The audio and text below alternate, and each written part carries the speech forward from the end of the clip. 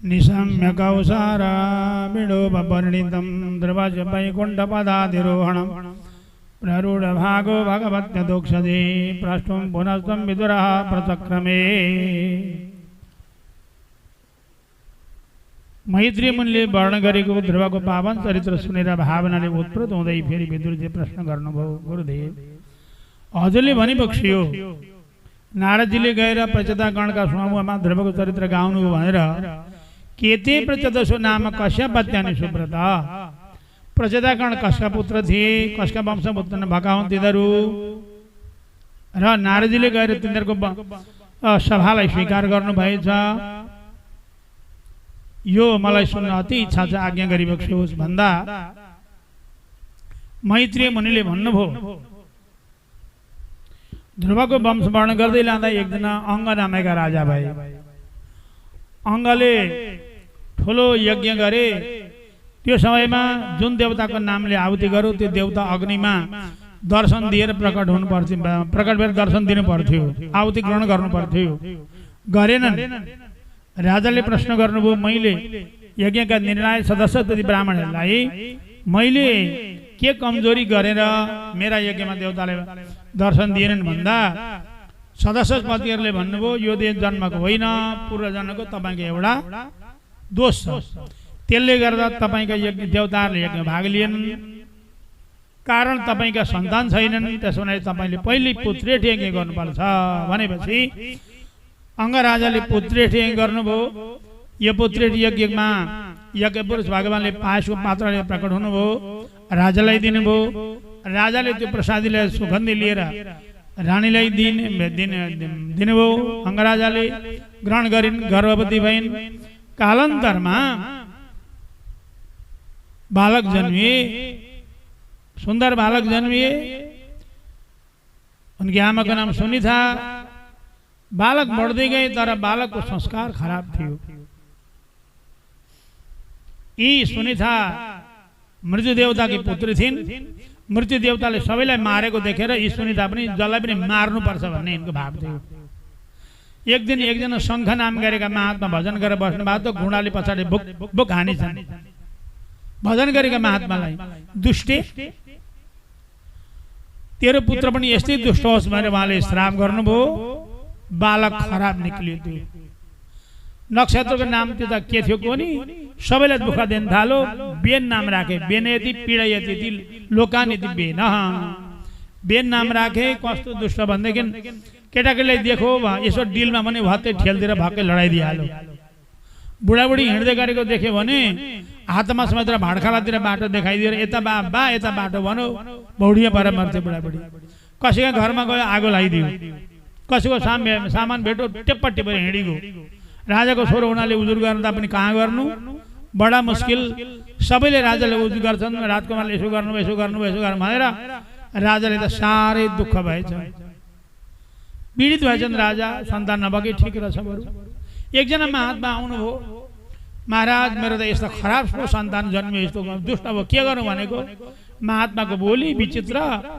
महात्माले भन्नुभयो, कदपत्यम वरमन्ये सदपत्या सुताम्पदा निर्विद्यते गृहान्वर्त यत्क्लेश निवाह गृह। असल सन्तान हुनुभन्दा खराब सन्तानै राम्रो भन्नु महात्माले। किन? असल सन्तान हुँदा त्यसैका मुखमा डुब्दछ, खराब हो भने यो पापीले कुन दिन मार्ने भनेर बैरागीले भजन गर्छ, आफ्नो त उद्धार गर्छ। हिँड्नुहोस् न हामीसँग, 2 डाडु दाल 4 रोटीको व्यवस्था गरौँला हामीहरू, हिँड्नुहोस् खरानी घसेर सकिगयो नि भन्नुभयो। राजालाई साँच्चै भइरहेको भएको रहेछ। दिउँसो त देख्छन् भनेर राति टक्क राजाको पोसाक उताले एउटा कछाड फेर्नुभयो, द्वादश तिलक लाउनु भयो, हात कमण्डल बोकेर हिँडेको। कुन जोगी गयो गयो नि, राजा भन्ने कसले चिन्नु र। महात्माका पछि लागेर राजा गए, राति नै भागिहाले। बिहान उठेर हेर्दा त रात धरेर खाली छ। खोइ राजा भनेको राति नै हराउनु भयो। सारा खोजे, वन बुट्टा जङ्गल कहीँ कतै पत्ता नलाउन नसकेपछि अब अराजकता फैलिन्छ, चोर डाका त फैलिन्छन् राजा नभएपछि। आदेश गर्ने को भन्दा ऋषि मुनिले विचार गर्नुभयो, यो राजकुलको हो, राजधर्म यसमा आउलन्, यो दुष्ट भए पनि यसैलाई राजा बनाऊ। फटाइ गरे पनि अब चोरका हातमा ताला चाबी दिएपछि चोर नपाउँदैन भनेर बेनलाई गएर राजा बनाउनु भयो उहाँहरूले। राजा बनाउने बित्तिकै त उसले के भन्छ भनेदेखि आदेश, खबरदार मेरो राज्यमा न यष्टव्यम न दातव्यम न होतव्यम द्विजाकोचित इति निवार्य धर्मम भेरी घोषण सर्वसः। मेरा राज्यमा यज्ञ गरौँला, हवन गरौँला, दान गरौँला, पुण्य कर्म गरौँला, धर्मलाई पहिले विरोध गरिहाल्यो। बेनले महात्माले विचार गर्नुभयो, राजा नहुँदा अराजकता फैला भनेको, राजा हुँदा झन् दुष्कर्म बढो, यसलाई गएर सम्झाउँ बुझाउँदा सम्झाउँदा बुझाउँदा लागेन भने यस्तो राजा राख्नु पनि हुँदैन, यसलाई विदा गर्नु संसारबाट भन्नुभयो। र महात्मा जानुभयो, सम्झाउन जानुभएको त परैबाट गेटमै उभिआयो, को के आइडौ भन्यो। महाराज यज्ञ पुरुष भगवानको यज्ञ त गर्नुपर्छ, पूजन गर्नुपर्छ इत्यादि भनेको, राजा भन्दा ठुलो कुन देवता हुन्छ त्यो? म तोन्य कोग्रव उपमान, राजा भन्दा ठुलो कुनै देवता हुन्छ? ब्रह्मा विष्णु महेश्वर राजाकै शरीरमा हुन्छन्। त्यस हुनाले पूजा गरे मेरो गर, आरती गरे मेरो गर, भोग लाए मलाई लाऊ। ल साराका सारा कहाँको वासुदेव, कहाँको विष्णु, सारा निन्दा गर्यो। भगवानको निन्दाले आयु खत्तम भएको थियो। महात्माले हुम फट फट भन्नुभएको थियो, भक्कै पछाडिको भुत्तुक्कै मरि। त्यतिखेर मरिगयो। फर्केर आउनुभयो महाराज, फेरि चोर डाका फैले, राजा मरेपछि पनि अब लुटपाट मचियो। के गर्ने होला भने फेरि महात्माहरू जानुभयो र त्यो बेनको शरीरलाई वैदिक मन्त्र प्रक्रियाद्वारा मथन गर्नुभयो। भगवानले एउटा वचन दिइबक्सेको छ, परित्राणाय साधूनां विनाशाय दुष्कृतां धर्म संस्थापनार्थाय सम्भवामि युगे युगे। साधुको सज्जनको रक्षा गर्न, दुर्जनको नष्ट गर्न म प्रकट हुन्छु युग युगमा भनेको हुनाले बेनका शरीरलाई भगवानले पृथु नामले अवतार धारण गरिबक्स्यो। पृथु अवतार भगवानको। लक्ष्मीले अर्थी नामले अवतार धारण गर्नुभयो। ऋषिमुनिहरूले महाराज उहाँको अभिषेक गर्नुभयो र सबैले यज्ञका सारा सामग्री, राजपथका सम्पूर्ण केर, कुण्डल, मुकुट आदि आदि अर्पण गर्नुभयो। अनि बन्दीगणले उहाँको स्तुति गरे। उहाँले भन्नुभयो, मेरा स्तुत्य कर्म नै छैनन्, किन स्तुति गर्छौ भन्दा, होइन ऋषिको प्रेरणा छ, हामी तपाईँको स्तुति गर्छौँ भनेर। नालम वयम देवैमानु वर्णते वर्णने यो देव वर्य बतदार माया। हामी तपाईँको यथार्थ वर्ण गरेर कहाँ सक्छौँ र महाराज भनेर बडो प्रसिद्धि गाए। उहाँको परस्त्रीमा मातृभाव रहनेछ, तेजस्वीमा अग्नि बराबर, पराक्रम सिंह बराबर, शान्तमा विष्णु भगवान विष्णु बराबर भगवान बराबर। यसो हुनाले प्रजावत्सल हुनुहुनेछ। धेरै गुणगान गरेर पृथ्वीको दोहन गर्नु छ उहाँले, यस्तो यस्तो यस्तो हुनुहुन्छ भनेर बन्दीगण गए। प्रजागणहरूले भने एकत्रित भएर, महाराज पृथ्वीमा अन्न उत्पन्न नभएर हामी त भोकले मर्न लाग्यौँ, अन्न उत्पन्न हुने उपाय गर्नु पर्यो भन्दा उहाँले पृथ्वीतिर हेर्नुभयो, नभन्दै अन्न छैन। धनुर्बाण लिएर पृथ्वीलाई आक्रमण गर्नुभयो। गाईको रूप लिएर भागिन्। भाग्दा भाग्दा भाग्दा पनि नसकेपछि फनक्क फर्केर भनिन्, स्तुति गरिन्, मलाई मारेर प्रजा कहाँ राख्नुहुन्छ? पूर्वजहरूले जुन बाटो प्रकट गरे त्यो बाटो हिँड्नुहोस्। म गाई हुँ, मलाई पकाउने माछो चाहिन्छ, दोहन गर्ने पात्र चाहिन्छ, दुहुनुपर्छ। म गौको रूपा हुँ, यसो गरे मात्रै कल्याण हुन्छ भनेर उहाँले भनेपछि तिमीलाई मारेर तिम्रा मेदिनी प्रजाको रक्षा गर्छु भन्दै हुनुहुन्थ्यो। त्यसरी उपदेश गरेपछि उहाँले पृथ्वीलाई आफ्नै छोरी तुल्य बनाएकोलाई पृथ्वी, नभए पहिले पृथ्वीको नाम पृथ्वी थिएन, धरा, वसुधा, क्षमा आदि थियो। उहाँले पुत्री बराबर स्नेह गर्नुभयो र राम्ररी लालन पालन गर्नुभयो। स्वयं मनले बताएको कर्मअनुसार कर्म गर्नु, सत्कर्म गर्नुभयो। हातले शुभ कर्म गर्नुभयो र सबै प्राणीहरूले पनि आफ्ना आफ्ना मान्यजनको स्वागत गरे, सम्मान गरे र आदर गरे। गाईहरूले नन्दीलाई बाछो बनाए, देवताहरूले बृहस्पति गुरुलाई बाछो बनाए, सिद्धहरूले कपिललाई बाछो बनाए, दानवहरूले प्रहलादलाई बाछो बनाए, जङ्गली जनावरले सिंहलाई बाछो बनाए, अथवा सम्मान गरे आफ्ना सम्मानीय व्यक्तिको। उनबाट गुण प्राप्त गरेर पृथ्वी महाराजले त्यसरी सत्कर्म गरेपछि अन्नले भराभरि भूर भइन् पृथ्वी। उहाँले यज्ञ गर्नुभयो, किनभने यज्ञ शिष्टासी नसन्तु मुच्यन्ते सरकिल विषय। यज्ञ गरेर बाँकेको भोजन गर्नाले नै पापड मुक्त हुन्छ भनेकोलाई ठुलो यज्ञ गर्दै हुनुहुन्थ्यो उहाँले। 79 पल्ट अश्वमेध यज्ञ गर्नुभयो। 100 पल्ट पालीको यज्ञ गर्न लाग्दा इन्द्रले आएर घोडाहरण गरे यज्ञको। यो धरतीमा जसले 100 पल्ट अस्मेत गर्छ त्यो पृथ्वी स्वर्गको राजा इन्द्र खारिज भएर त्यो शतक्रतु व्यक्ति नै यज्ञका माथि इन्द्र हुनु पाउँछ। मेरो स्वर्ग लिन होला भनेर घोडा हरण गरे। उनका पुत्र विजिताश्व थिए, अत्रि आचार्य हुनुहुन्थ्यो, उहाँले घोडा इन्द्रले लगे भने देखाइदिनु भयो। छोडेर भागे, 3 पल्ट लगे। तेस्रो पल्ट चाहिँ मार्नु पर्यो भन्दा साधुको वेश धारण गरे र एउटा पाखण्ड मत पनि प्रकट भयो, रातो कपडा लगाउने इत्यादि उहाँले छोडिदिनु भयो। घोडा लिएर आउनुभयो, यज्ञ पूर्ण गरे। त्यसरी इन्द्रले अत्याचार गरेको देखेर आफैले बाणले खसाउन लाग्नु त इन्द्रलाई। पृथ्वी महाराजले ऋषिले अनि ब्रह्माजी आउनुभयो र भन्नुभयो, बाबु पृथ्वीले यसरी इन्द्रलाई नजाएर देवताका नामले यज्ञ गरेछौ, देवताले नि यज्ञमा होम्यौ भने के अनर्थ हुन सक्छ। तिमीलाई शतक्रतु भएर स्वर्ग जानु छैन, मोक्ष धर्मका वेत्ता हौ। त्यस हुनाले यो पूर्ण गर, 59ले शतक्रतुको हलाउने छौ भनेपछि यज्ञमा उहाँले विश्राम गर्नुभयो। वैरभाव त्याग गरेको देखेर भगवान श्रीहरिले इन्द्रलाई लिएर आउनुभयो र मित्रता गराएको थियो भगवानले। आज उपरान्त मनुष्य र देवताको कहिल्यै पनि वैरभाव हुने छैन। देवान भावयतानेन ते देवा भावयन्तु वः परस्परं भावयन्तु श्रेयः परमवाप्स्यथ। पृथ्वीका अन्नपानले मनुष्यले देवताको योजन गरून्, देवताहरूले सुवृष्टि गरून्, वातावरण वायुमण्डल पवित्र गरून्। एक परस्पर गर्दा दुवैको रक्षा हुन्छ भनेर भगवानले मित्रता गराएको थियो। आज पनि त्यो मित्रता कायम छ। हाम्रो देवतासँग मित्रता छ, दानवसँग हाम्रो मित्रता पनि छैन, शत्रुता पनि छैन। देवता र दानवको सधैँ शत्रुता छ र दानव र मानवको न मित्रता न शत्रुता।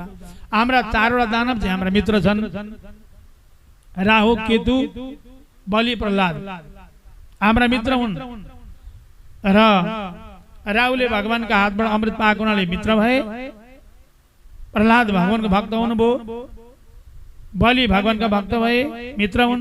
एउटा राक्षस पनि मित्र छन् हाम्रा विभीषण, जबकि मान्छे कहाँ जातो राक्षस।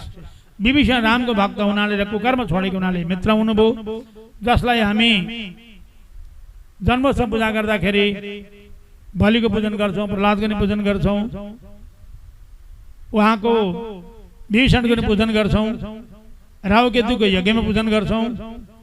त्यसरी भगवानले मित्रता गराएर बिदा हुने बेलामा अतृप्त दृष्टिले हेर्नुभयो। पृथ्वीले पावन स्तुति गर्नुभयो र भन्नुभयो, प्रभु यिनै मेरा 2टा कानमा 10,000 कानको शक्ति दिबक्सियोस्।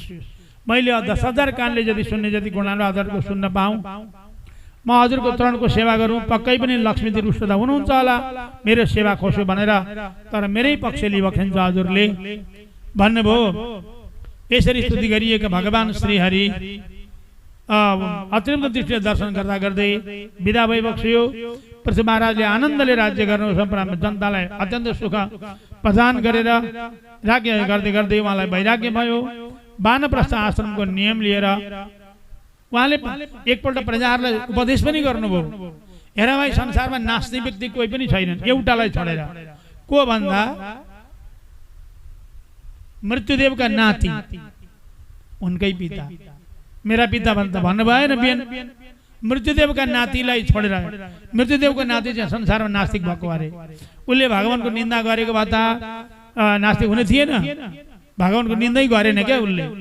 यही हाड मांसको शरीरलाई म भगवान भन्ठानु, आत्मालाई भनेको भए पनि ठिकै हुन्थ्यो। शरीरलाई भनेको हुनाले उनले चाहिँ नरक जानु पर्यो, बेलले चाहिँ बाँकीहरू कोही पनि नरक गएनन्।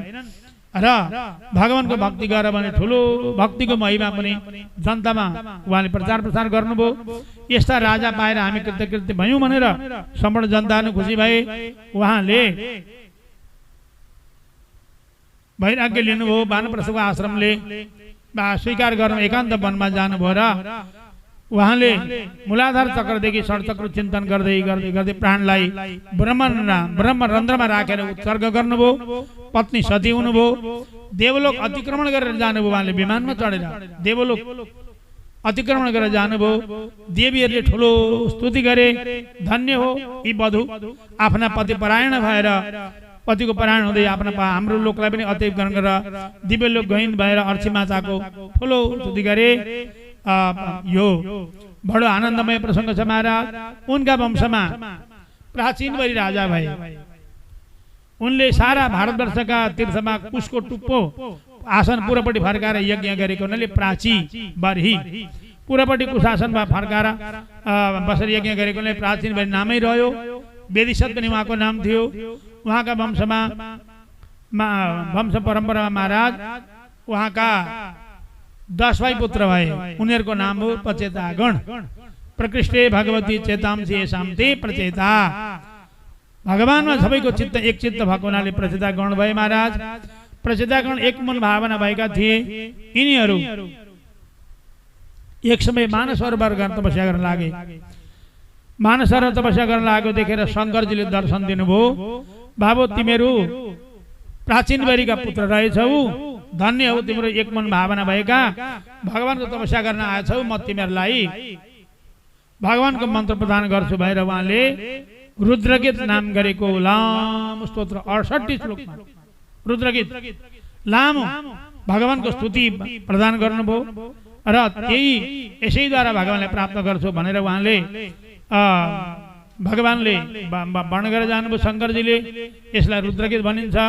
रुद्रगीतद्वारा भगवानको उनीहरूले प्रार्थना पुकार गरे, स्तुति गरे। भगवानले दर्शन दिबक्सियो, कृतकृत्य भए, पुनः स्तुति गरे भगवानको। तत्पश्चात महाराज उनले तपस्या गरेको बेला यता यिनका सन्तान पनि थिए। यदि सन्देश भगवान बारे पूजिता पशुदा राजपुत्र तत्रै बान्तर ददे हर। शङ्करजी त्यसरी स्तुति बताएर जानुभयो। उनीहरूले बडो आनन्दले आराधना गरे भगवानको। र यता प्राचीन वरीका राज दरबारमा देवर्षि नारद आउनुभयो। प्राचीन बरीका राज दरबारमा उहाँ आउनुभयो देवर्षि नारद। प्राचीन बरी राजाले प्रश्न गरे, नारदजी कर्मकाण्ड भन्दा बढ्ता जान्नुपर्ने कुरा केही छ कि छैन? छ भने हाम्रो यज्ञका आचार्यले किन बताउनु भएन भन्दा यज्ञका आचार्यको सीमित बुद्धि त्यही यज्ञसम्म मात्रै हो। त्यो कुरा पछि बताउँला, तिमी दरबारबाट बाहिर निक्लेर आकाशतिर हेर त भन्नुभयो। आकाशतिर फर्केर हेर्दा त डरलाग्दा नङ्ग्रा दारा चुचा सिंह भएका जनावरहरूले भो उहाँलाई हेर्दैछन्। कसलाई हेरेका भनेको तिमीलाई। किन? यज्ञको नाम गरेर तिमीले मांस खायौ, पशुको नाम यज्ञको नाम ल्याऊ, पशु मार्दै खाँदै गर्यौ, प्रतीक्षा गरिरहेछन् तिम्रो भने के गरी बत्तछु भन्दा त्यो कुरा पछि बताउँला। एउटा इतिहास सुन। नारदले एउटा इतिहास बताउनु भयो। हिमालको उत्तर दिशामा दुईजना व्यक्ति, एउटाको नाम पुरञ्जन, एउटाको नाम अभिज्ञान। एक दिन पुरञ्जनले भने म हिमालको दक्षिण तर्फ केही समय डुल्न घुम्न जानु पर्यो भनेर भने। अभिज्ञानले भन्नुभयो त्यता गएपछि फर्केर आउन अति कठिन छ भन्दा होइन म आउँछु जसरी पनि भने। जबरियन आए। उनले एउटा राम्रो घरमा बसोबासो गर्नु पर्यो भनेर खुब खोजे महाराज। नयाँ मलम यो ठिक छैन, यो ठिक छैन। 83,79,999 घर उनलाई मन परेनन्। अन्त्यमा एउटा घर मन पर्यो, साह्रै राम्रो घर, 9 ढोका भएको। 11वटा नोकर भएकी एउटी युवती नारी त्यो घरकी मालिकिनी, 5वटा शिरवाको सर्प चौकीदार घरको, बगैँचा 6 महिना फुल्ने फुल फुलेका, फल फलेका, बडो राम्रो घर। पर्कोटा बगैँचा, बाग बगैँचा, तलाउ, खेल्ने ठाउँ, सुन्दर दिव्य घर देखे। हो यो घरमा चाहिँ आएर बस्न पा हुन्थ्यो। कसको घर होला? ए भाइ यो ती चौकीदारले भने, ए भाइ यो कसको घर भन्दा एक मालिकिनी हुन्छ भित्र, खबर दियौ न। एकजना पुरञ्जन नामको व्यक्ति आएका छन् अरे, तपाईँसँग भेट गर्न चाहन्छ अरे भनेपछि खबर दिए। उनले त पाल्कीमा चढेर पो आइन्। 4 जनाले बोकिए कि ढलक ढलक ढलक गर्दै आइन्। चमर गरेका छन्, पङ्खा गरेका छन्। 11वटा नोकर छन् उनका जय जयकार गर्ने। टक्क पाल्की बिछाए जुरुक्क उठे। अनि उनले जब भेटघाट देखे, तपाईँको भन्दा म यो घरकी मालिकिनी हुँ, यो घरकी मालिकिनी हुँ, यी मेरा नोकर हुन्। यसो तपाईँको भन्दा म पनि यस्ता घरमा केही समय बिताउनु भनेर कहीँ पाइन्छ कि बसोबास गरेर आएको भने तिनले, पुरञ्जनले। यदि तपाईँ मेरो कुरा स्वीकार मेरो शर्त स्वीकार गर्नुहुन्छ भने यो मेरो पति हुन सक्नुहुन्छ तपाईँ। गान्धार विधानले विवाह गरौँ। मेरा घर 9वटा ढोका छ, 9वटै ढोकाबाट अलग अलग देशमा गएर व्यापार गरेर धन कमाउनु पर्छ भनिन्। उनलाई के छ लगानी गर्ने छैछन्, व्यापार गर्ने कुन ठुलो कुरा भने उनले स्वीकार गरे। स्वीकार गर्ने बित्तिकै त बडा कठिन मार घर ज्वाइँ बस्न बडा गाह्रो के। उत्तम आत्मन ख्याति पितु ख्याति मध्यमा अधमा मातोला ख्याति श्वासो र स्या धमाधम भन्छन् क्या। आफ्ना नामले चिनिएको व्यक्ति उत्तम अरे, को भन्दा फलानु भन्दै सबैले चिने भने उत्तम ख्याति अरे।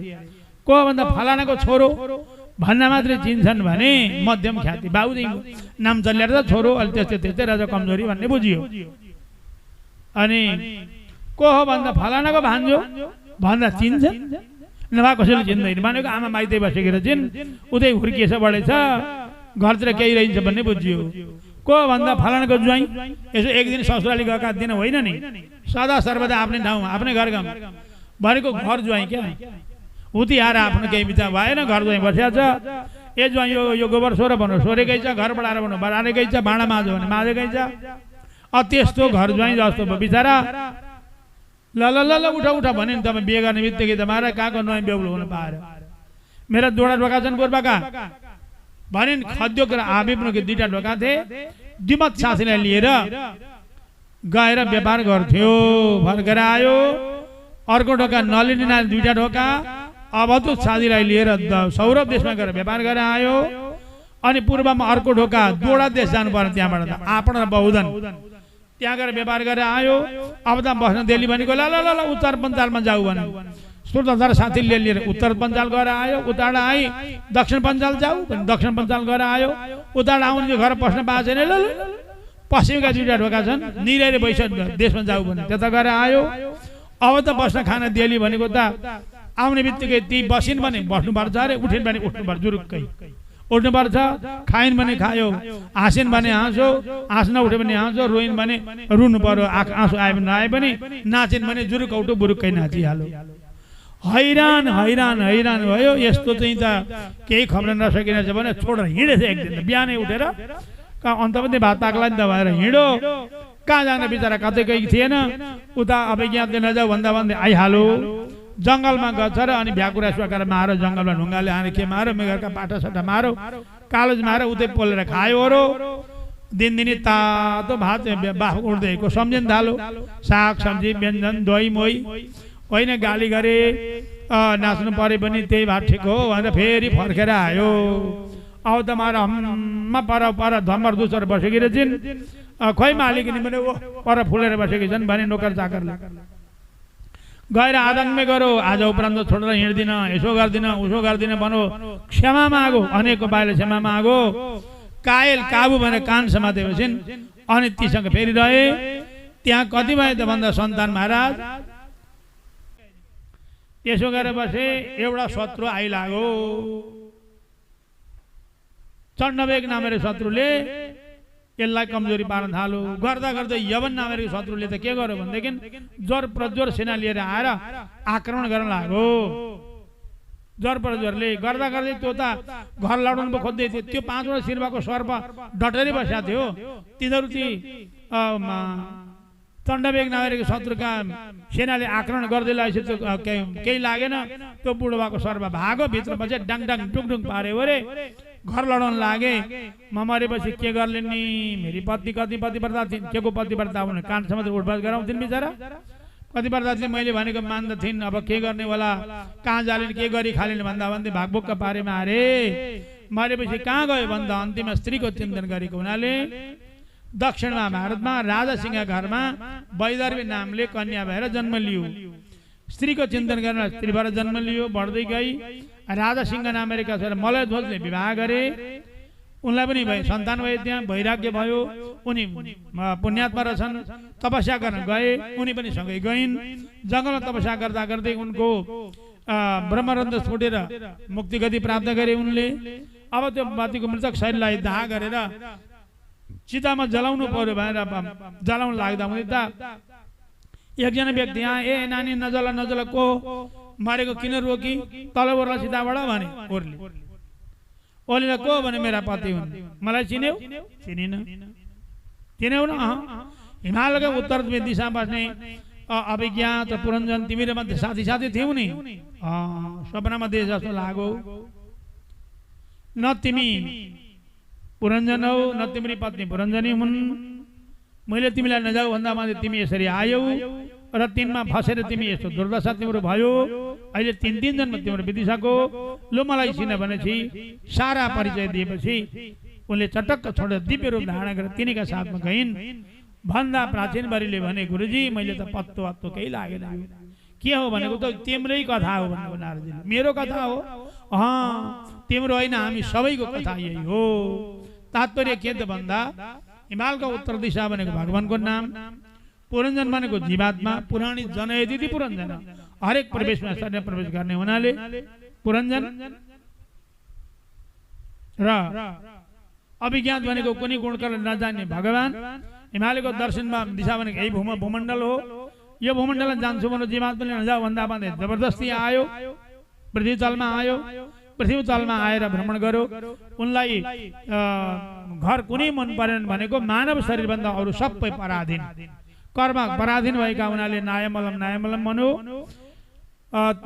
महाराज 83,79,979 त उसलाई मन परेनन् मानव शरीर त्यो घर भनेको मानव शरीर हो स्त्री भनेकी बुद्धि हुन् 9वटा ढोका भनेका 9 इन्द्रिय हुन् 11वटा नोकर भनेका 11 इन्द्रिय हुन् 5 ज्ञान 5 कर्म एउटा मन अनि त्यो सर्प भनेको चौकीदार भनेको पंच प्राण अपान उदान समान मेन पंच प्राण हुन् र त्यसरी त्यहाँ प्रवेश गरेर अनि उडबस गर्नु भनेको खद्योत आविर्मुखी भनेका दुईटा आँखा हुन् प्रकाश देशमा जाने काम गर्छ जीवात्मा उता जीवात्मा भइगयो पुरञ्जन भनेको नली नाली भनेका नाक हुन् शब्द देश भनेको सुगन्धी लिने मुख्य ढोका भनेको मुख आपण बहुदन भनेको खाने र बोल्ने काम शुद्धधर साथी भनेको वायु यानी दक्षिण पञ्चाल भनेको दाहिने कान उत्तर पञ्चाल देब्रे कान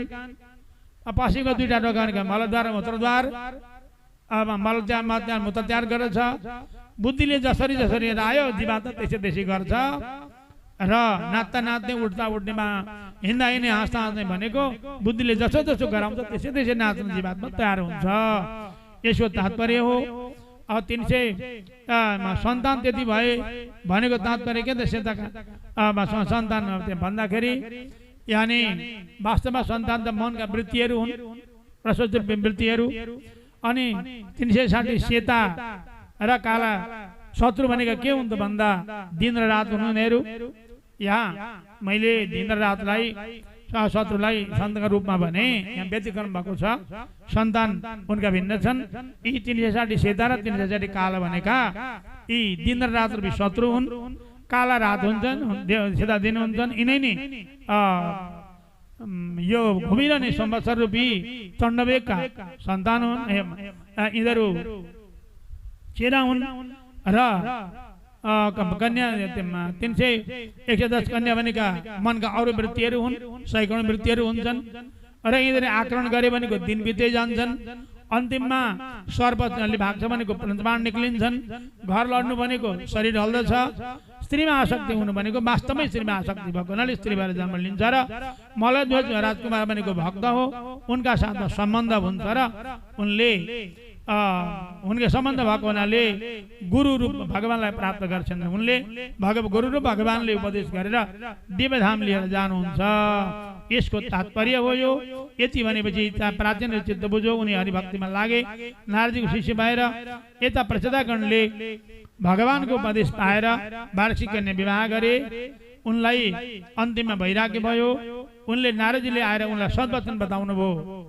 तजन्म तानि कर्माणि तदायु तन्मनो बच्चा तिनी जन्म सफल हुन् त्यही दिनी कर्म सफल हुन् त्यही वाणी सफल हो जसले भगवानको आराधना गरिन्छ भन्नुभयो र यथा तोरमूल निषेचनेन त्रिप्यन्त तस्कन्द भुजोप शाखा प्राणोपहार चतेन्द्रियाणाम तथैव सर्वधारण मच्युते ज्या जसरी रुखलाई हराभरा गराउन जरामा मलजल गर्नुपर्छ जसरी शरीरलाई हृष्टपुष्ट गर्न पेटमा भोजन दिनुपर्छ, त्यसै गरी सबै विश्व ब्रह्माण्डका प्राणी मात्रलाई सबै देवताले प्रसन्न गराउन भगवानको भक्ति गरी पुग्दछ भनेर भगवान भक्तिको नारदले सदुपदेश गरेपछि प्रचेतागणहरू पनि भगवानको उपासना गर्दै गर्दै मुक्ति प्राप्त गरे।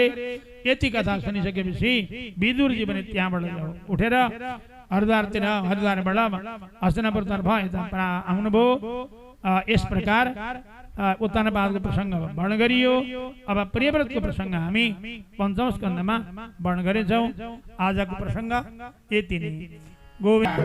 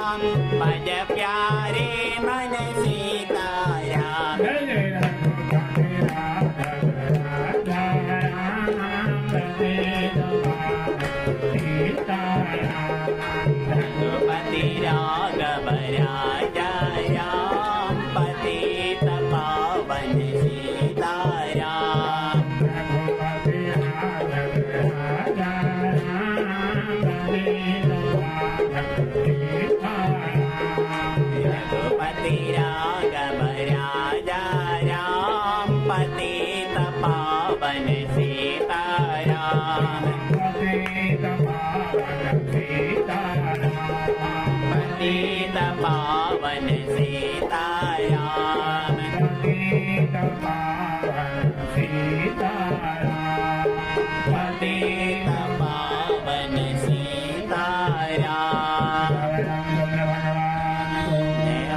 वृंदावन भगवान नाम को श्री गुरुदेव को जय जय श्री राधे।